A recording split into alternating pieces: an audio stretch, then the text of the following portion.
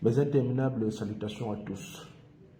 Je fais très rapidement cette vidéo pour vous faire savoir que de nouvelles preuves de la coopération entre l'Ukraine et les Touaregs séparatistes du nord du Mali sont apparues. Dans un communiqué daté du 6 août, signé par le cadre stratégique et permanent,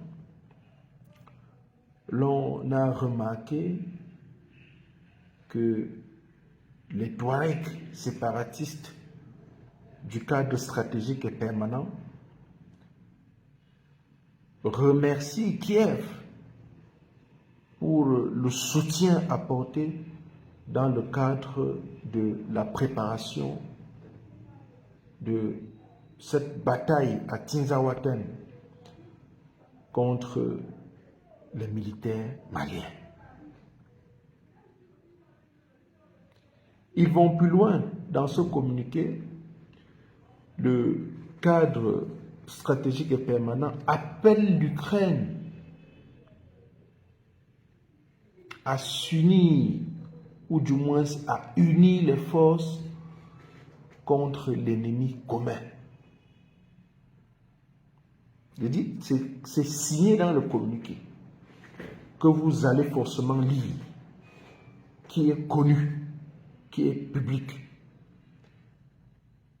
que le cadre stratégique et permanent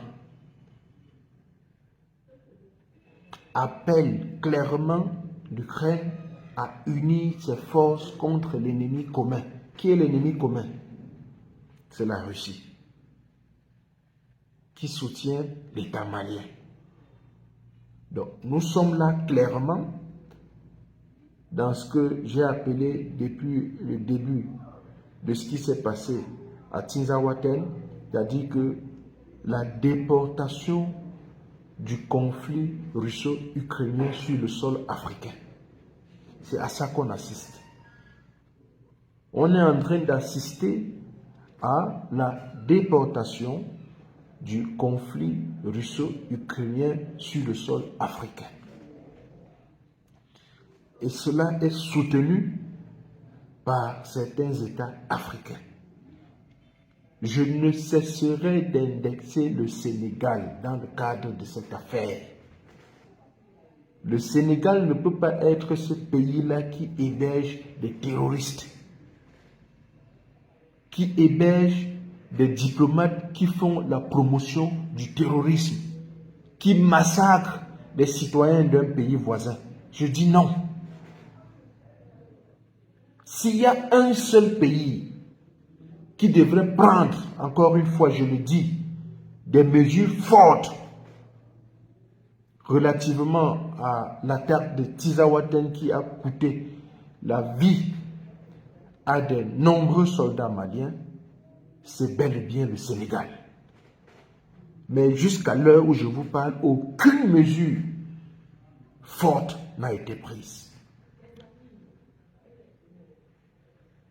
Comment vous expliquer ça?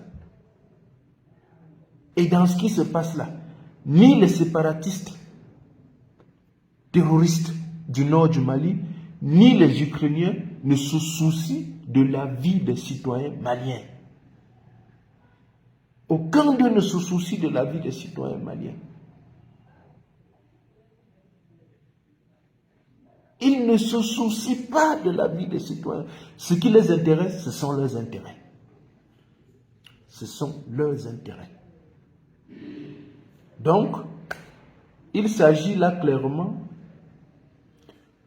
d'une parmi des nombreuses preuves que nous avons du rôle qu'est en train de jouer actuellement l'Ukraine dans la déstabilisation du Mali. Je dis qu'il s'agit là d'une des preuves parce que les drones qui ont été retrouvés sur le théâtre des opérations portaient des inscriptions russes, des inscriptions ukrainiennes autant pour moi. Et sur ces inscriptions ukrainiennes, On a pu lire des choses comme quoi l'Ukraine n'est pas à vendre. Ça veut dire quoi? L'Ukraine n'est pas à vendre.